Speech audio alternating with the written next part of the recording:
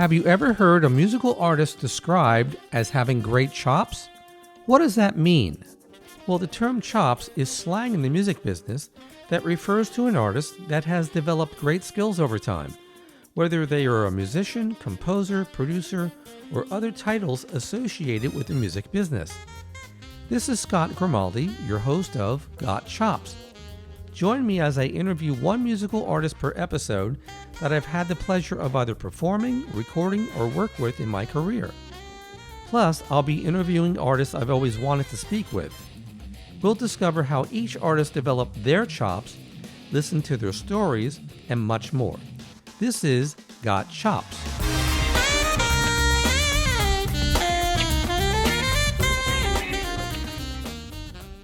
Baby, I can feel it. It don't matter if I can't read it, I can feel it. It doesn't even matter if you steal it, I can feel it. I think it's time to dance, can you feel it? I can feel it, baby, I can feel it. Now if you wanna dance, now's your chance to make this groove a true romance. Everybody stand up, make some friends. Everybody stir it up, ha. If you wanna dance, now's your chance to make this groove a true romance.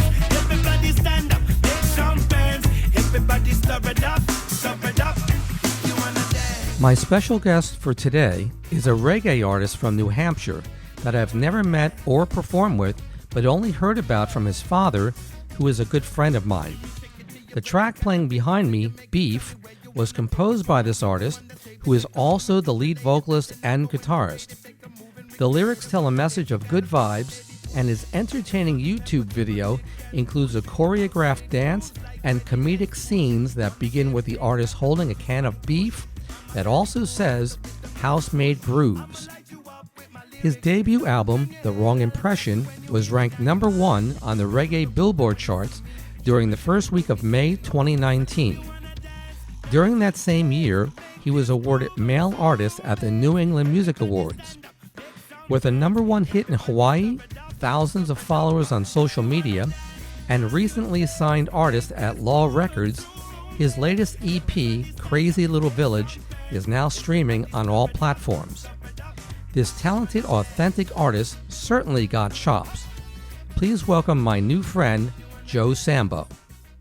Hi, Joe. How are you? Scott, I'm good. How are you?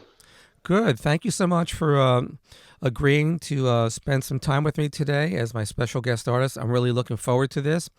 I just want to tell the listeners a couple of things.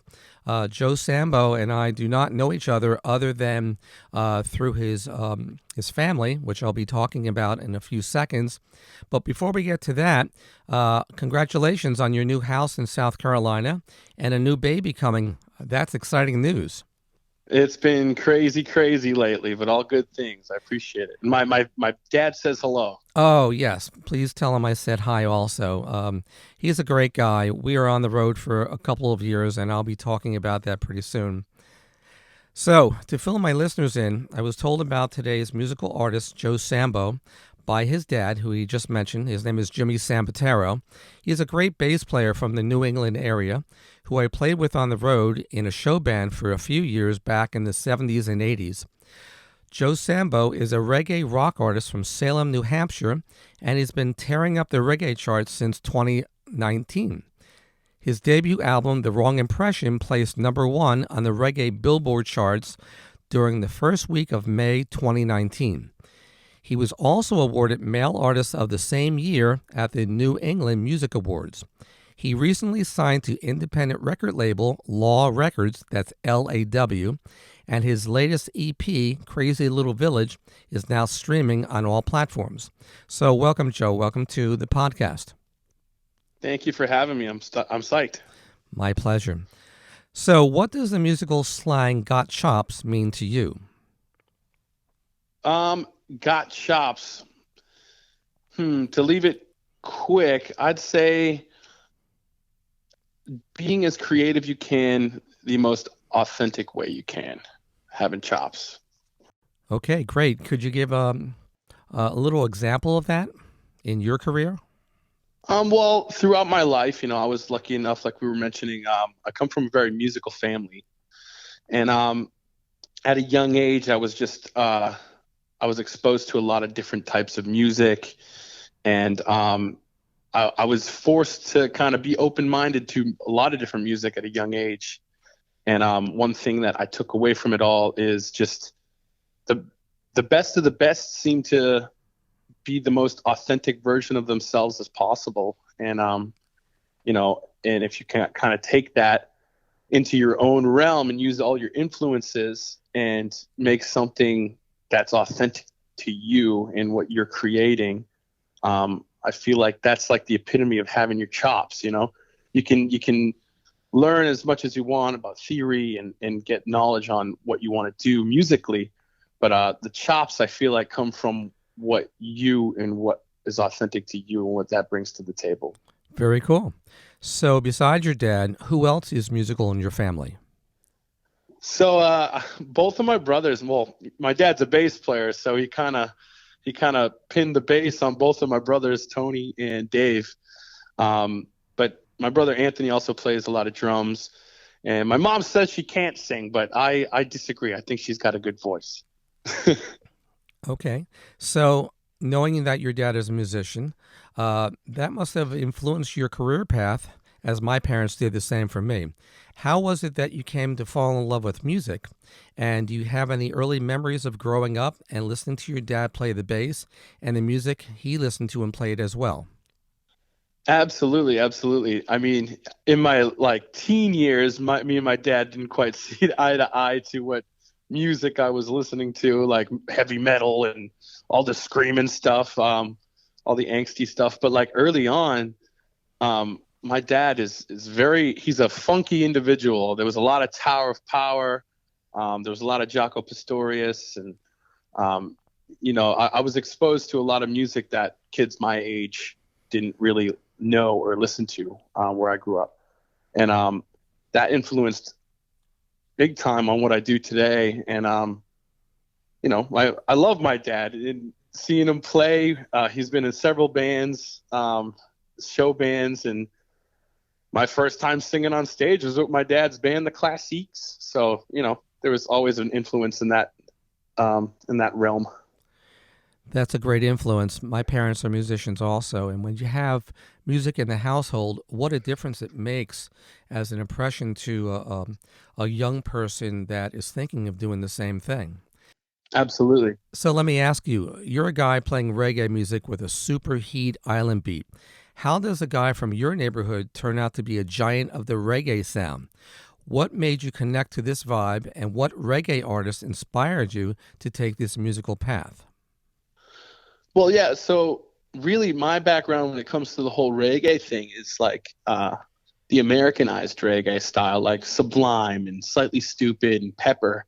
They were like late 80s, early 90s. They kind of Americanized the whole thing, and they kind of Sublime specifically kind of did this crazy crossover between like the hardcore punk scene and adding elements of like funk and hip hop and reggae, and something about that just really, really like inspired me, because again, like I come from a household that listens to a bunch of different styles, and it's just hearing someone do that, like Brad Nolan Sublime, was the main influence. And when I kind of dove deeper into the Sublime catalog, I noticed that a lot of them were just kind of old reggae numbers. Like 5446 was an old Toots and the Maytals song. Scarlet Begonias was a Grateful Dead tune. They had like a Bad Religion cover. It was just they kind of hit every mark, and it really spoke to me at that point in my life. And discovering more reggae, like Jimmy Cliff and like Steel Pulse and Bob Marley, obviously. And I just kind of got overwhelmed with all this new music just by listening to one band, Sublime. So Well, knowing your dad and knowing what a great player he is on the bass, upright and electric, when we were on the road, we did a lot of different types of genres, and I know that he loves funk, as you mentioned before. I never heard him play any reggae. Have you ever heard him play reggae? Like you said, my dad's more of a funk jam bass player. He can play a little everything though. I've had some fun reggae jams with my dad. Um, yeah, he plays a little everything. Well, being a musician, you know that you have to do that, especially when you're getting certain requests from the audience. Absolutely. Besides singing and composing original songs, you also play guitar. Did you study guitar privately when you were younger? And if so, how much did you practice during the week? And did this possibly lead to majoring in music in college? So for me, I had a different path than the academia side of music. And like I said, I was an angsty metalhead in my teenage years, and I just kind of wanted to do what I wanted to do, and no one could tell me different. And there's things that I regret in that sense and having that attitude, but there's also things that I learned, like these street smarts of actually going out and playing these shows. And I taught myself guitar, and I've done lessons in the past. I took drum lessons, and piano lessons is really what helped hone in the songwriting aspect of my life. And but guitar, all self-taught. My whole family's right-handed, so when I was a kid, and I'm left-handed, I should mention, and so I kind of taught myself on a right-handed guitar upside down. Wow. And that's still how I play to this day. According to your dad, as a young man in school, you weren't really an avid reader or someone who followed great authors and poets, yet your lyrics suggest that you have a true gift for words. How did you develop this gift? Like I said, I wasn't very into the whole academic side of school. I was actually a high school dropout.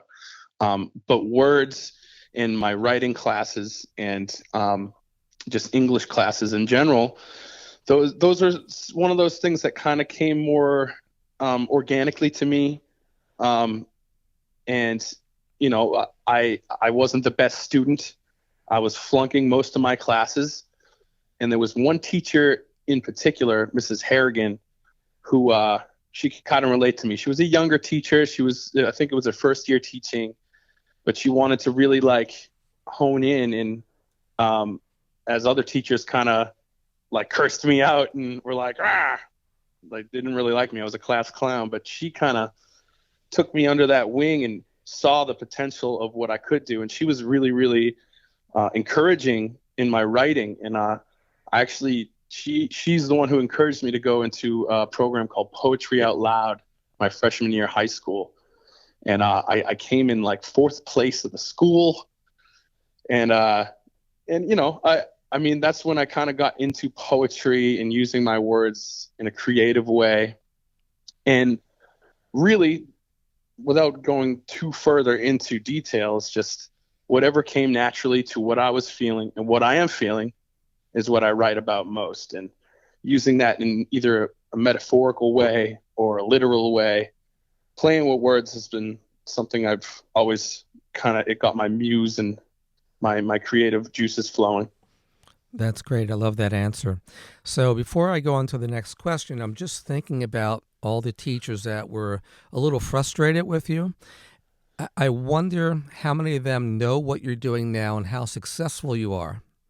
Oh, I'm sure a lot of them have definitely kind of kept track and keeping tabs, especially how social media is now. I'm friends with a lot of old music teachers, and Mrs. Harrigan's actually a friend of mine on Facebook. She's always saying, "Go Joe." And Mr. Motion was my middle school band teacher. He's following everything and always encouraging me.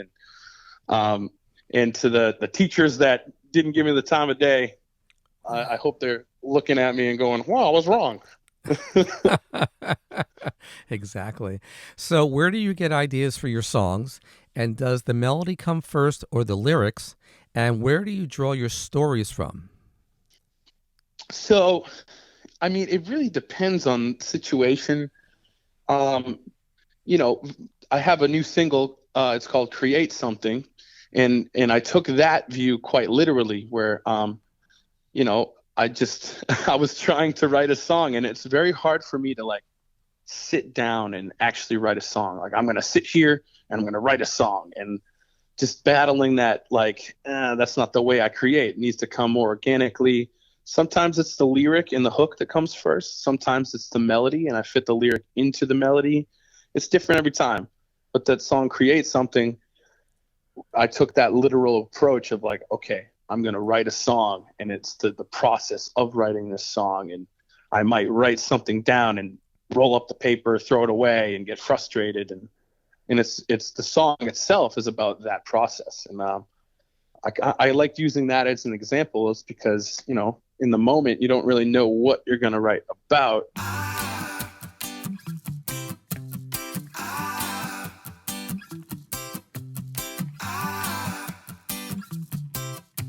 Create something, create something.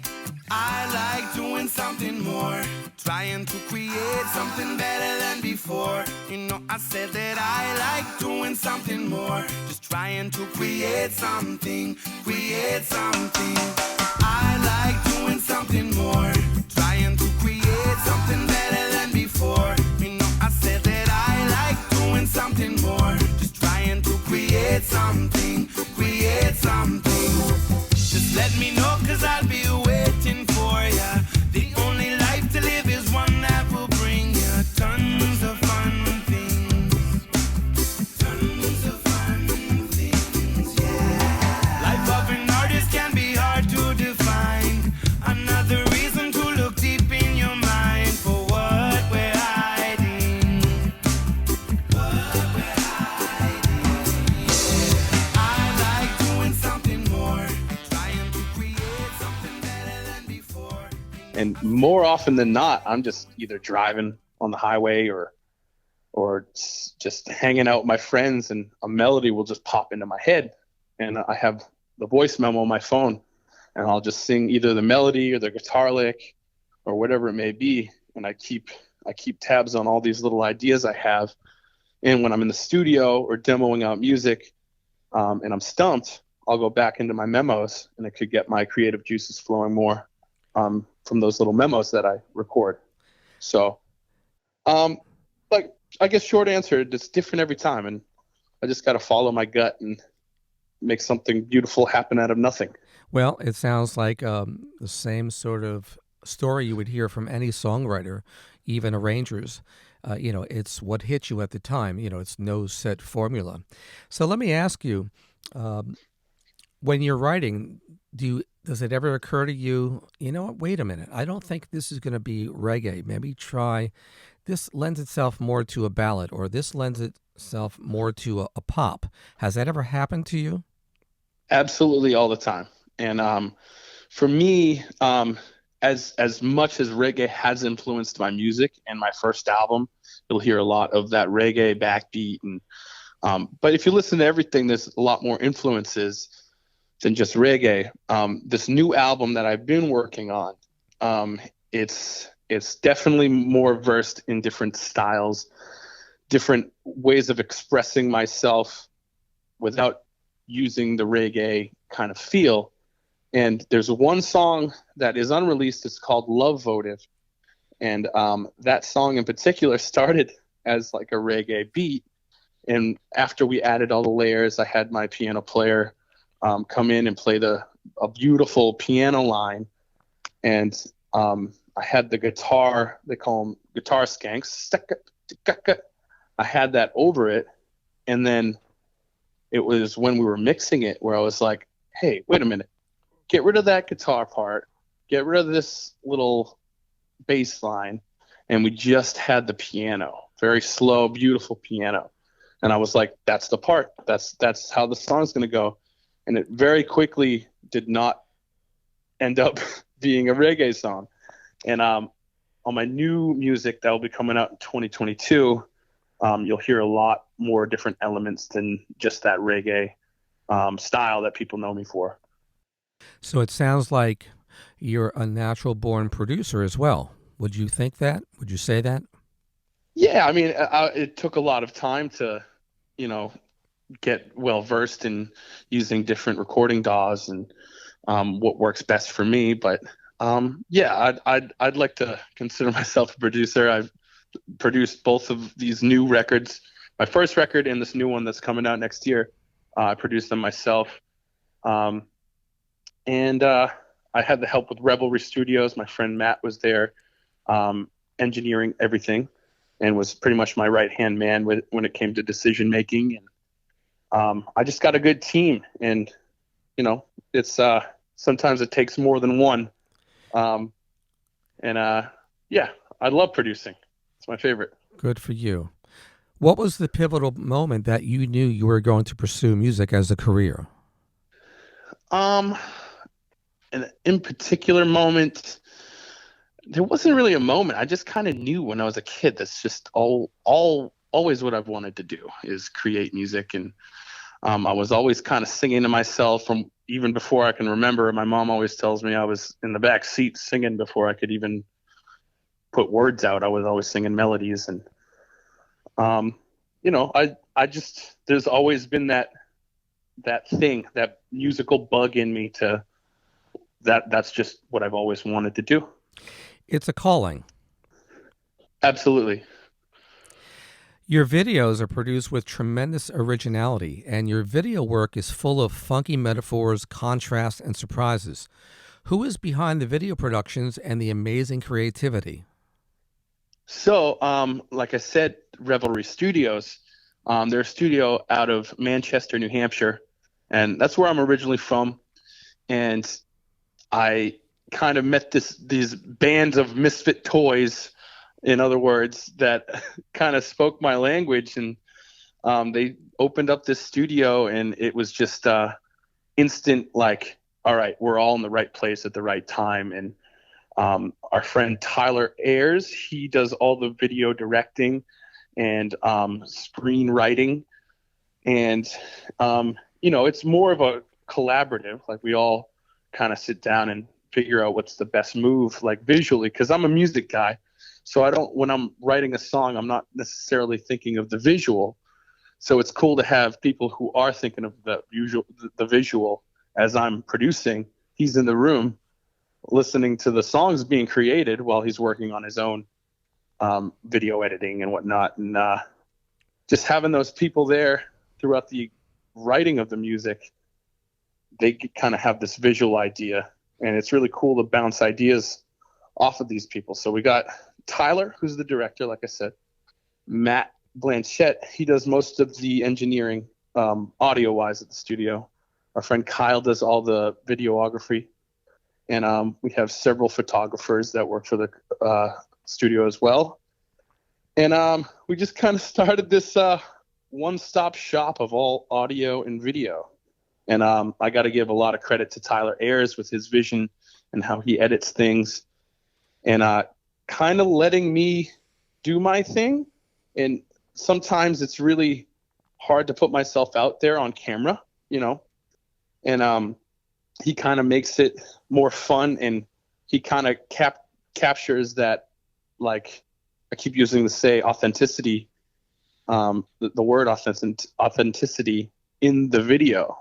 I can be my goofy self and feel comfortable in front of this big old camera. And I owe a lot to Tyler for that, for sure. Well, he certainly has honed in on your skills and gets a vibe from you, and that really translates very well on camera, I must say.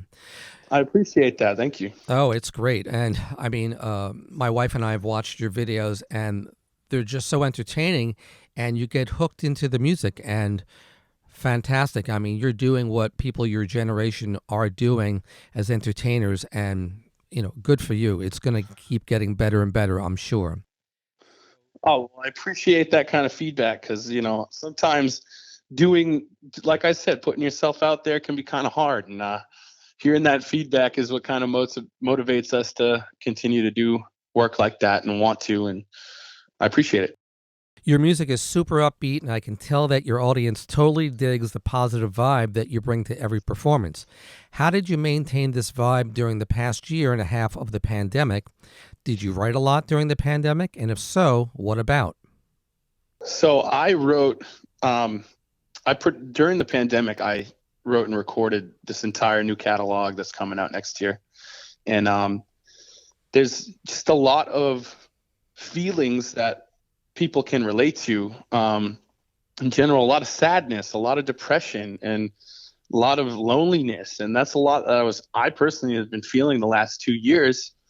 Even when my new album debuted #1 on the reggae charts, like people were like, "Wow, oh my gosh," and it was kind of hard to feel good about myself because I wasn't used to that kind of attention. And I think it took last year, 2020, as a way to kind of reflect on who I am and understand what my niches are and what they aren't, and kind of really just find myself, not just musically, but just in general. And I feel like it was a great pause for a lot of people, a lot of creatives, to kind of decipher what the next step is. And for me, this new album, it's called Far From Forever. It's coming out next year. And that kind of epitomizes everything I was feeling throughout that. For me, it was a great year to learn a lot about myself. And I made some big moves, literally, that kind of became a part of me and transcended into this new evolution of Joe Sambo, you know? So it's like I'm more me and more happy than I ever been right now in my life. And moving to Key West was a huge step for me. It was a great change of pace. I was able to actually play music and make a living down there. I signed with the label. I am now with the love of my life, and we just found out we're having a baby boy, and things changed really quick in a year. And it goes to show, you know, you'll hear in my upcoming music a lot of sad, relatable feelings, but with the message of like overcoming those feelings and knowing you're not alone with those feelings, and that something greater is going to happen. It could happen in a year. It could happen in 2 years. It could happen in 30 years. But I feel like the message is to keep going, is the message that I like to give to people, you know. It's been a crazy year, man. Oh, I know. I mean, if we had another hour, I could tell you what myself and all the people that I work with have gone through. It's similar to what you're telling me. And I know from experience from having 2 daughters, after your baby is born, that's going to change your whole world. And your writing style is going to reflect that. Oh, absolutely. I'm really looking forward to see what kind of creativity comes out of me afterwards. You know, it's going to be a wild ride, but I'm ready for it now. At least I think I'm ready for it. We'll see. Oh, you're ready. Don't worry.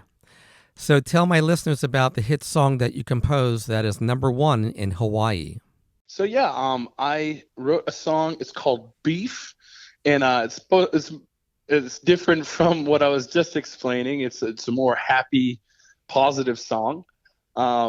It's a really fun dance song, and it just goes to show how random things can happen in just putting out this one song.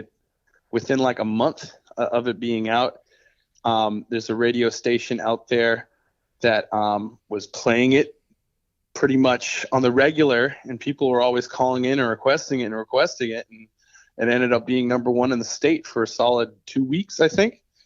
And that was over the summer in June, and that opened up a lot of doors for me to actually go there and tour with he's like a Hawaiian legend. His name's Kalohe Kai, reggae artist, and I did 3 shows out there, one at the legendary Waikiki Shell, and that is just mind-blowing how quickly things like that can happen. And I was lucky enough for that to happen, and Hawaii is a beautiful place. I hope to go there again next year and bring my whole band.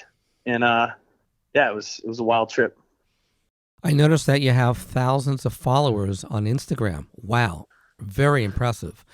I'm assuming it's about the same amount of followers on the rest of your social media as well.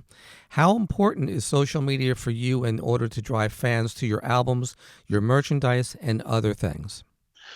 I mean, in general, it's very important. Is it important to me? Not necessarily the first thing I think of. I could care less about social media personally. But as a tool, as an artist in 2021, it's a necessity. You need it. And that's the best and quickest way to reach the people that you're trying to reach. everyone's got their purpose in using it. For me, it's just to share the positive side of things and share my music. And if I wasn't a musician, I don't think I'd have it, but it's a huge tool. It's definitely a necessity. And taking advantage of it in a healthy way is for people who want to create music. It's definitely something that you need to hone in on and pay attention to and keep up to date with. And my next feed is TikTok. I'm still trying to figure that out, but that's the next move. Oh, I could see you on that. That'll be a lot of fun. Yeah. Could you talk a little bit about the albums that you produce, but more in the way of, I know you have videos. Do you have videos for every track that you've produced? Not every single one, no. So it's not really pre-planned when I'm like putting together the songs. This will be a song with a video. This won't be. It really, to make it easier, it's really the singles. For this new set of music, Beef was the first single, and I knew I wanted some sort of dance to it. It's really a happy, uppity song, and putting a dance choreography thing to it was really fun. And just the idea of taking the literal lyrics and making an actual can of beef that people can eat and consume, and the music will take them over. It was just a cool, fun way to explore the visual aspect of it. And I wouldn't be doing it for every single song, but some songs it's definitely necessary to give some sort of visual thing to it. And a lot of songs, they don't necessarily need it, but having like the album artwork and lyric videos, there's tons of ways to do a video without actually doing a full-fledged production music video. Different creative ways to use it. And I think there's some sort of algorithm now that videos just get more attention than just pictures or audio. So, still learning as I go. Have you received any requests from your fans? Because you do have loads of fans that would say, hey, I love this song here. Could you do a video on that song? I mean, I have in the past for sure. And, music videos can get pretty expensive. And, I'll have my arsenal of songs coming out that'll have really cool visuals. And it really depends. Like, and luckily with Spotify, love them or hate it, it's a great way to see the actual analytics of who's listening to what. And that's what pretty much started the idea for the video for Create Something, because how many streams Create Something was getting. And I was like, this is a very popular song. We could do something cool visually. And I mean, I don't necessarily get a lot of messages, people requesting whatever videos for what song they like, but the more the merrier. That will at least influence what we could do. Definitely. Can you share a funny story about the music business or musicians or anything related to what you're doing? There's a lot of funny stories. I'm drawing a blank though. I got a question for you. Could you give me a funny story about touring with my dad back in the day? Well, we're gonna need another hour. Okay, that'll be this will be part 1, and we'll do part 2. Okay. Yeah, I have a lot of funny stories about your dad, and when we get together, we've been getting together, back in touch with each other since we traveled to Maine every summer for I think the last 5 or 6 years, and we'll hang out and we'll go to eat somewhere, and all of a sudden all these stories start to come out about that time that we were on the road in the show band. And as you know, he's got a great sense of humor, and he's very likable. And yeah, we had that guy. Yeah, we had some great stories back then. But yeah, that's a discussion for another time. For sure. So, how would you label yourself in the music business? Do you consider yourself a singer-songwriter, singer, a guitarist, entertainer, or is it all the above? I consider myself songwriter, lyricist is probably singer, songwriter, lyricist is what I'd like. Maybe producer. I love performing live. It's one of those things that, there's not an energy that can match a live show that goes that goes right, at least. But if I had to, if someone had a gun to my head and was like, you got to pick either being in the studio or touring the rest of your life, I think I'd go in the studio direction. So yeah, singer, songwriter, producer. Have you entertained the thought of writing songs for other artists and producing them? Because I noticed when you're on tour, you're also collaborating and sharing the stage with other artists as well. Absolutely. There is one band called Over the Bridge. They're out of Gloucester, Massachusetts. I don't think they put the full album out yet, but a few singles I've produced. That, besides my own music, that's the first thing I've done as a producer. And now that I'm on with Law Records, it's kind of expanded that idea to write and produce for other people as well. And that's definitely an avenue I would like to explore more as time goes on. I see myself doing that down the road a lot. What was the defining moment you knew you were really good in your craft, thus achieving your chops? That's a good question. Honestly, it took a lot for me because as out there as I may be, or outgoing as I may be, I'm very, very what's the word? Introverted person. And so for me, it took the success in Hawaii for me to really be like, all right, I think I'm doing something right. I think people are really digging this. And I've always created just in general. Like, it took me a long time to even put out my first record, even though I've been writing songs for 10 plus years, So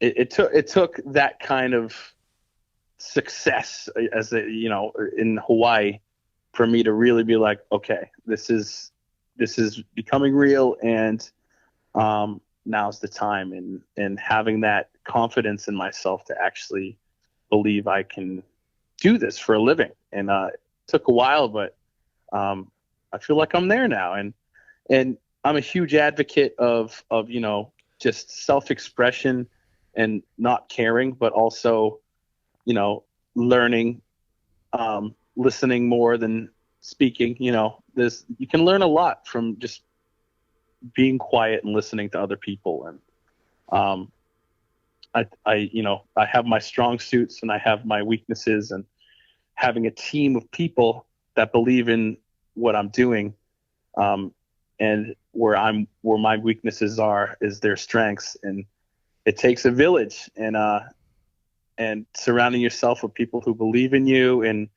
and are your homies first and foremost, and have your best interests at hand, you can dominate the world. And that's what I'm starting to learn these days. It's pretty cool. And what's cool about that, you surround yourself with people that know you.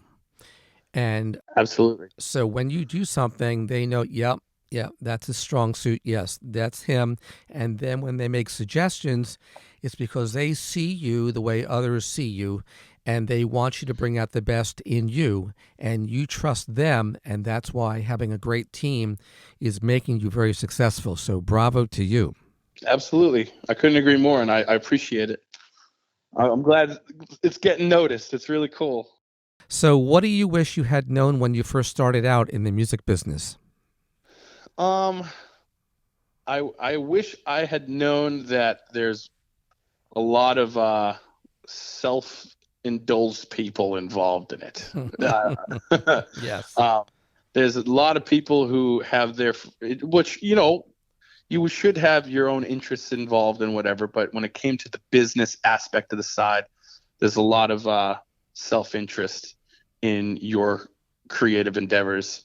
And it's opened my eyes to navigating and trusting your gut more than what someone says they know.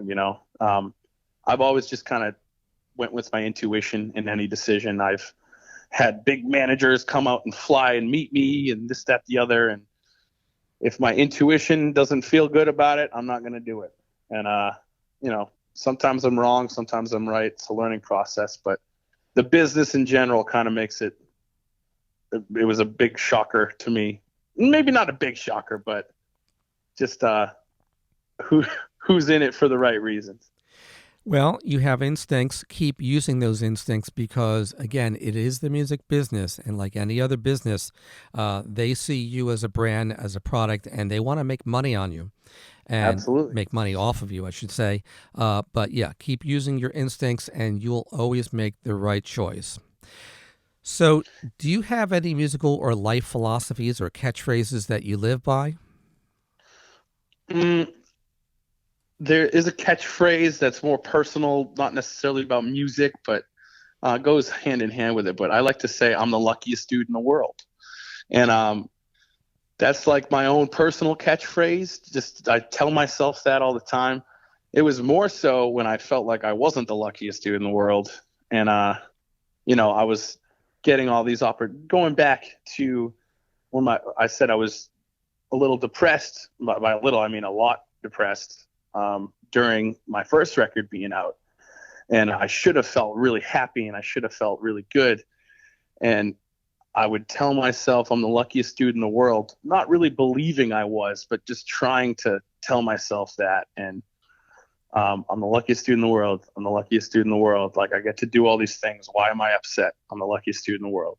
And now, after saying that for so many years, kind of honing in, now I actually really do feel like I'm the luckiest dude in the world. And like I said earlier, I'm a growing family.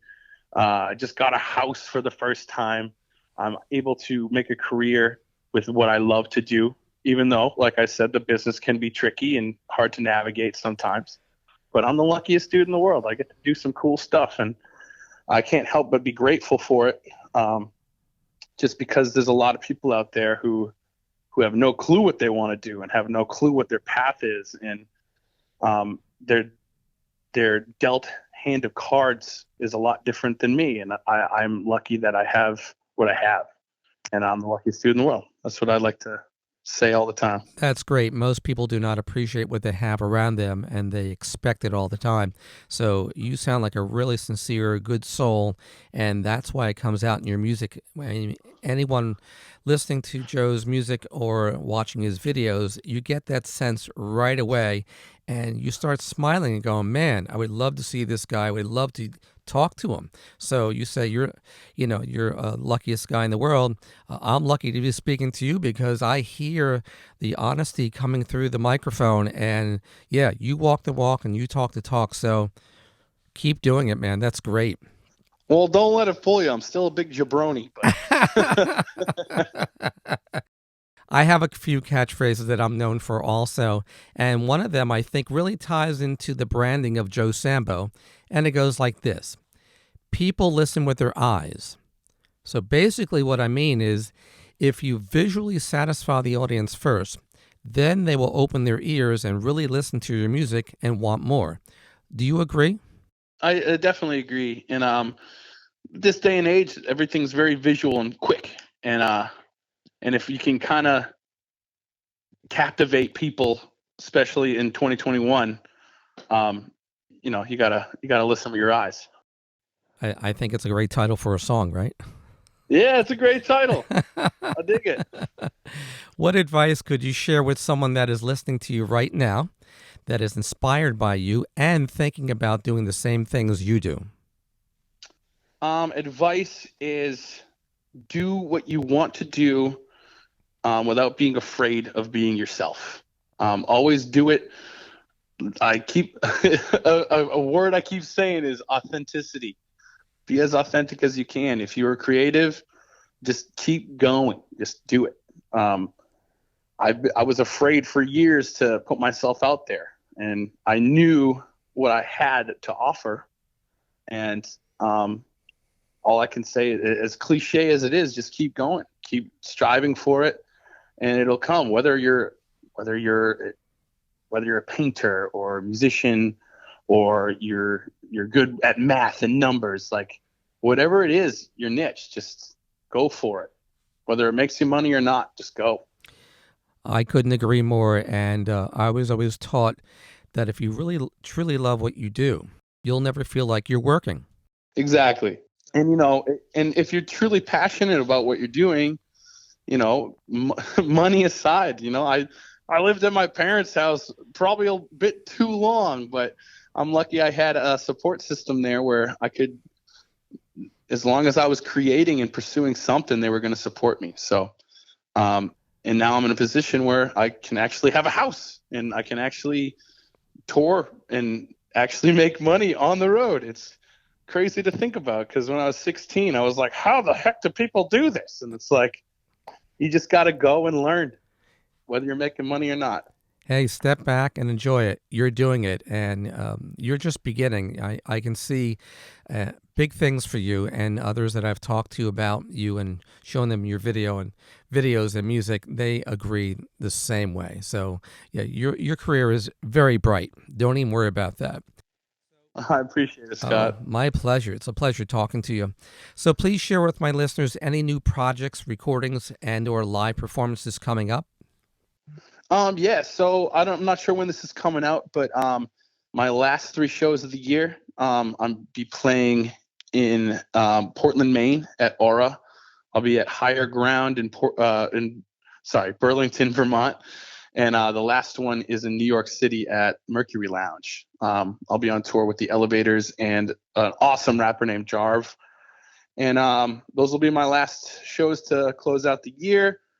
I got some huge announcements for 2022. I'll be on the road a lot, and new album, Far From Forever. Can't really disclose when, but I'll have a whole new catalog of music next year. And right now you can listen to my new EP, Crazy Little Village. It's just 4 songs, but something to hold y'all over.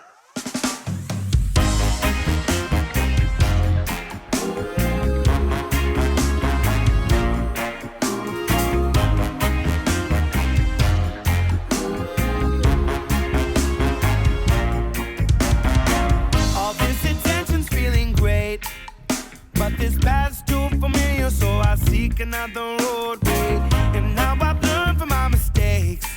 I far exceed that silly stigma of the lonely stoner rat race. I'll always work the late shift, ride it like a spaceship. You think I'm gonna stop it when the haters try and say shit? Feeling like a champion, I'm flowing like the wind. Organically, I share with you my feeling that's within. I got it all. Now it's time to prove I'm not gonna fall. You know I got it all. Ain't nothing wrong with feeling confident. You know I got it all. Ain't nothing wrong with feeling confident. So how and where can my listeners reach you? So there's my website, joesambo.com, kind of is a link to all avenues, social media, but anything social media is at Joe Sambo Music, and you can find all my stuff there. Everything kind of directs to each other. So, well, Joe, it's been a pleasure to be interviewing you. Like I told the audience earlier on, you and I have only communicated a few times via text and email, but now I'm really hearing your voice and speaking to you, and I only wish that I've had a chance to play with you. Most of my guests I've performed with or work with, and maybe down the road when you're in my neck of the woods, would be really great to collaborate with you and sit in or just play with you. Would love to. The more the merrier. I'm always about that. Okay. Awesome. I'm not trying to find myself a gig, believe me. I mean, you were jamming with my dad, so it only makes sense, you know. Well, thank you. That's really great. We're going to have to do a part 2 and hear all these stories of my dad on the road. Yes, for sure. That's another show. That will probably be planned for the future. Thank you once again for spending the time with me. I really enjoyed interviewing you, and I wish you all the best of luck. And please, everyone, please go out and listen to this great artist. Joe, have a great day. Thank you so much. Thank you, Scott. I appreciate it. Have a good one, y'all. Bye-bye.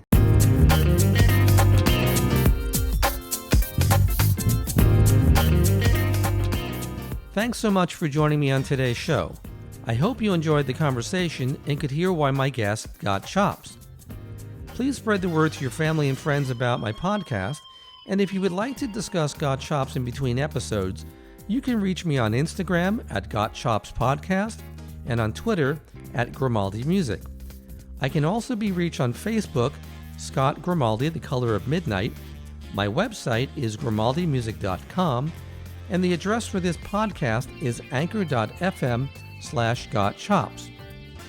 Before I conclude with today's show, I'd like to share a catchphrase of mine that you'll probably hear me say quite often, for I truly believe it sums up what every artist has in common in order to achieve their chops. And it goes like this: it's not my way, it's the way it is. Join me on the next episode when we discover why my next guest got chops.